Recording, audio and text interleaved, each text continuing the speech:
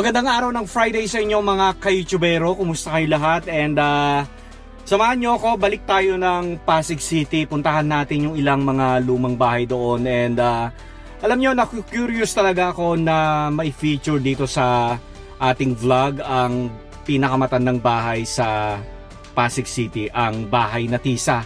And I hope sa pagbabalik natin sa Pasig ay payagan tayo ng may-ari na makapag-vlog sa kanilang bahay. Ayan, tara na.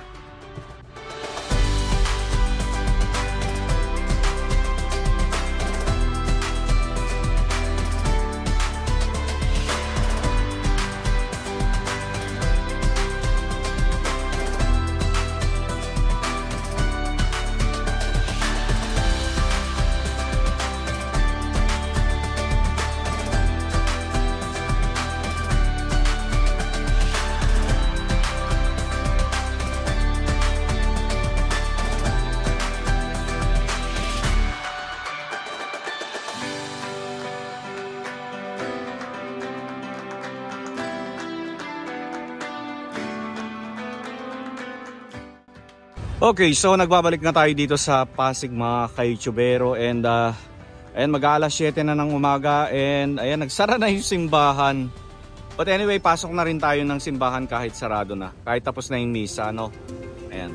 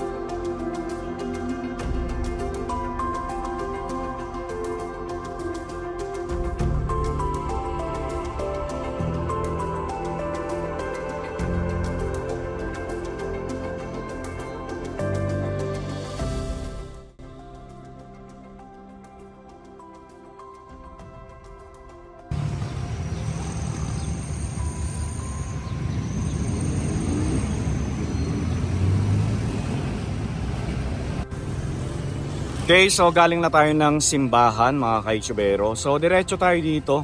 Puntahan natin yung isang lumang bahay dito na isa na ngayong hospital. Ayan. Yung last time na punta natin dito nung 2022, hindi tayo umabot dito sa part na to ng Pasig, ano. So mula rito makikita natin itong lumang bahay na ginawa nilang hospital.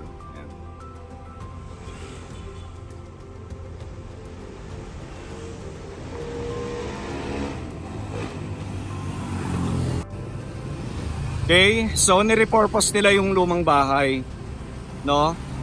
Tapos dito naman sa tabi natin meron ding isang lumang bahay. Ayan.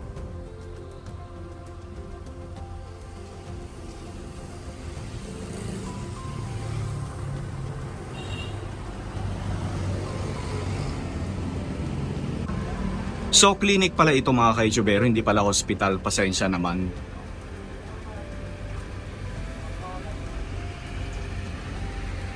So ito yung pinaka-parking ng clinic, ano. So ang may-ari daw nito ay si Dr. Alfonso. Ayan. Galing na ito, no. Halika na.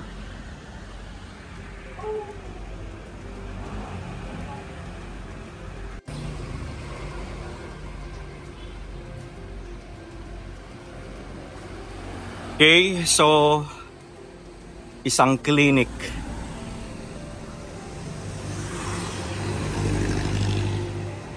Ayan, so kung makikita nyo, no, salamin na siya. Siyempre may aircon na siya, pero meron pa rin yung mga kapis window. Ayan.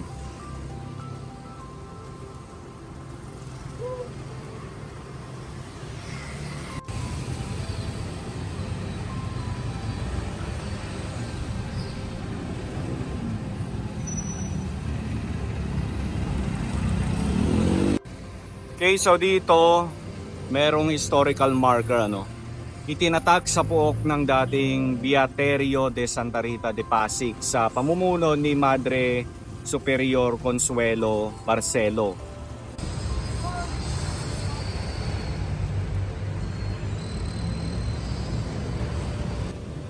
Okay, so nandito tayo sa Plaza Rizal, originally called as Plaza de la Paz. Ayan. So ito yung Plaza Rizal. So mula dito sa Plaza Rizal, mga ka-youtubero, makikita natin may mga lumang bahay na dito, no? So yan yung Raimundo House, tapos Zamora House, tapos ito naman yung Concepcion Mansion. Ayan, o. And so open na kaya ito kasi balita ko museum daw ito. Ayan, tignan natin.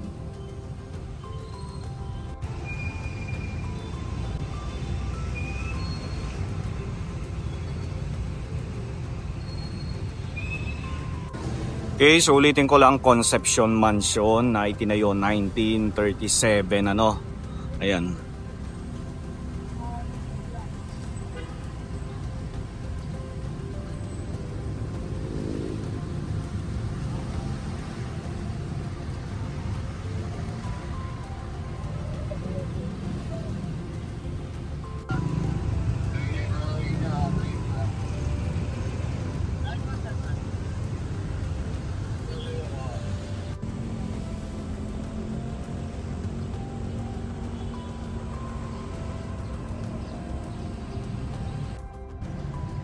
Okay, so under renovation pa rin ang Concepcion Mansion na ito. Ayan. So Dr. JV Concepcion. Tapos ito siguro mga anak ito, no. Ayan. Okay. So itong mansion na ito, ulitin ko lang, itinayo 1937 during the American era, no. So para siyang yung bahay sa Can't Buy Me Love, yung bahay ni Shaina Magdayaw. So sino sa inyo ang nanonood? And na-feature na rin natin yung bahay na yon sa New Manila. Ano? Ayan. So ulitin ko lang, ang bahay na ito ay itinayo 1937 at ito ay dating pag-aari ng dating mayor ng Pasig na si Don Fortunato Concepcion. Ayan, pero ito ay pag-aari na ng local government. Okay? So hindi pa rin siya open, mga ka-youtubero. Ayun, may nakasulat to, may initial, kita nyo ba yun? FC Fortunato Concepcion. Diba? So gagawin daw itong museum, mga ka-youtubero. So inaabangan pa rin natin kung kailan siya mag-open para naman makita natin yung loob, ano. Ayan.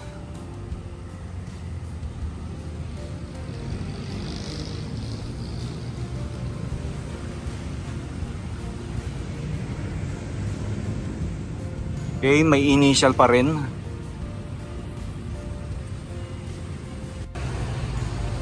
So ito yung Raimundo House, mga ka-youtubero.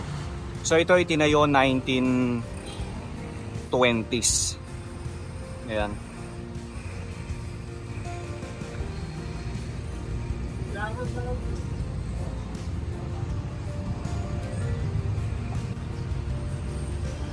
Okay, so ito yung Zamora House, mga ka-youtubero. Ayan.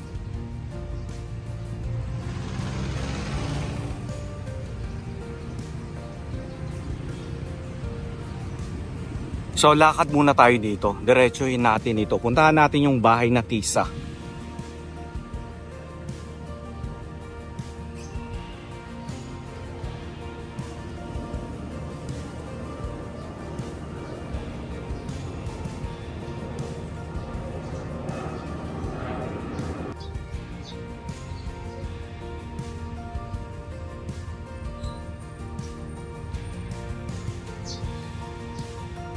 Okay, so etong Zamora House, Zamora pa rin ang may-ari. Tapos etong Raimundo House, hindi na daw Raimundo ang may-ari nito. So Zamora daw yung nakabili sa bahay na ito ng Raimundo. Ano?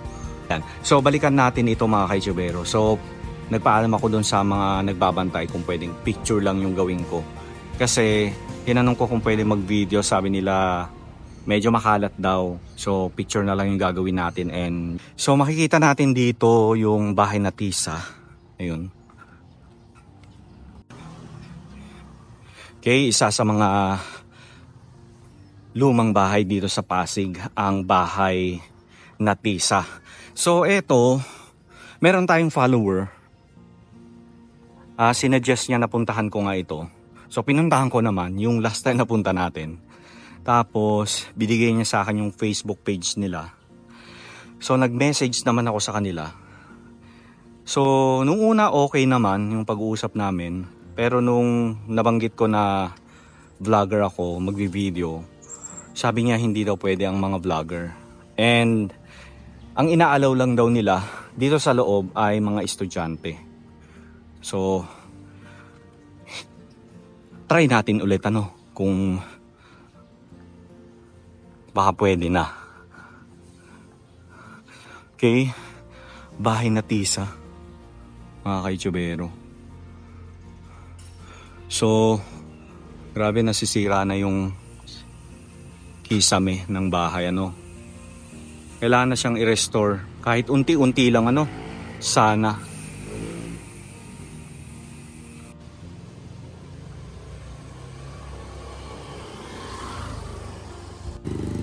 Okay, so nakausap ko yung isa sa mga may-ari ng bahay na ito. So alas 8 pa lang ng umaga, sabi niya balik daw ako ng 9 o'clock. Ayan, balik tayo dito ng 9 o'clock. So kaya pala hindi na sila nagpapa-video sa mga vlogger kasi nadala sila. Nagkaroon ng trespassing na vlogger daw. Hindi naman niya minention kung sino. And mali-mali daw yung information. Ayan.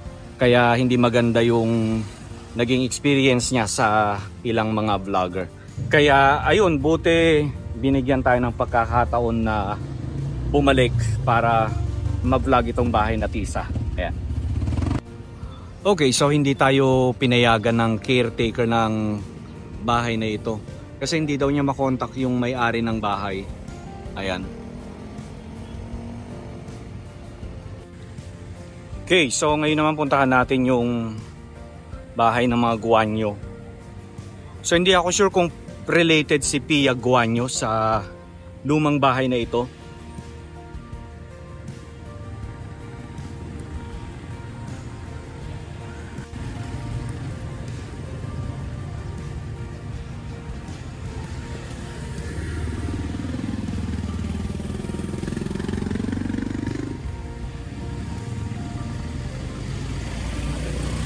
Eto siya, mga ka-YouTubero. Guanyo House o Guanyo Ancestral House. Ayan o.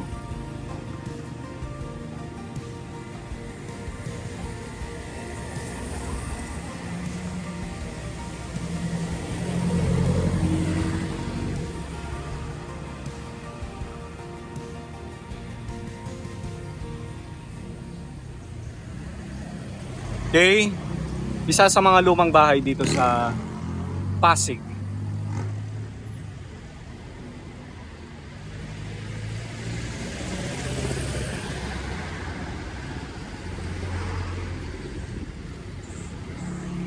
Okay, so nandito nga tayo sa P. Burgos Street. And ulitin ko lang, ito yung bahay ng Guanyo family. Ayan, Guanyo Ancestral House.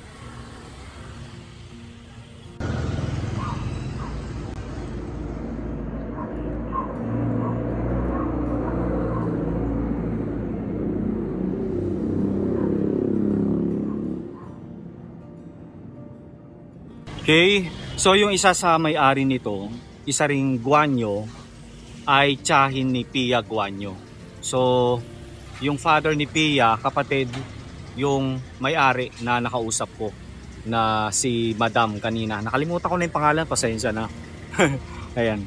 So, related ito kay Pia Guanyo, mga ka-YouTubero. And ito ay 150 mahigit na taon, 150 something. Diba? Nakilala ko ng isa sa may-ari nitong bahay na ito, ang Guanyo Ancestor House. So nanonood din pala siya sa akin. So sabi niya balik daw ako and iwan ko daw yung number ko, tapos kukontakin daw ako kung kailan available yung kanyang anak para magbigay ng tour about sa bahay at saka history about sa bahay. Ayan. So I hope na hindi tayo makalimutan ano. Ayan. Okay, diretso lang tayo dito. Puntahan naman natin yung Concepcion House.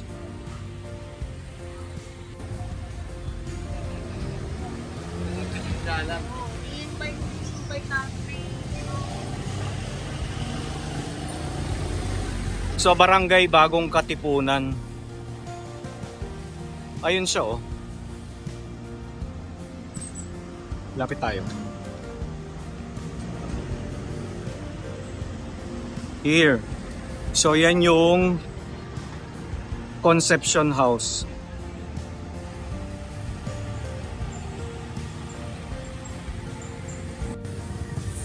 Okay, tapos dito naman sa may itong dinaanan natin kanina, meron ding lumang bahay. Ayun oh.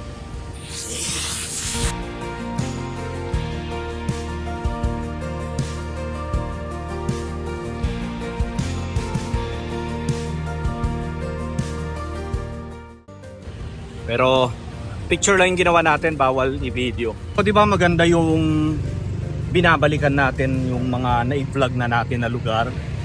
Lalo na kung meron tayong mga hindi na pasok na mga lumang bahay. So swerte natin dahil sa pangalawang pagbabalik natin dito sa Pasig ay kaya abangan nyo ang susunod natin na vlog. Kung ano. Kasi nga, ang ginagawa ng pinsan ko tsaka ng dalawang anak ko, pag magpapalit ng ganyan, binabaklas buong bintana. So ito muna yung babaklasin nila, yung mga ganyan ano. Tapos, ang kapis it comes ganyan. Oo. So, lilinisin yan. Tapos ikakat mo ng tamang size. Oo. Pag kinat mo, para nagpupulbos. Oo. So, niluluto muna para mag-close mo. Tapos tsaka isushoot yan. So, isang bintana takes about 3 to 4 days. Grabe. 3 to 4 days bago siya baklasin, ikabit at buuin. Oo. Diba? Okay, kita mo may bago. Oo. It's out there just waiting on you.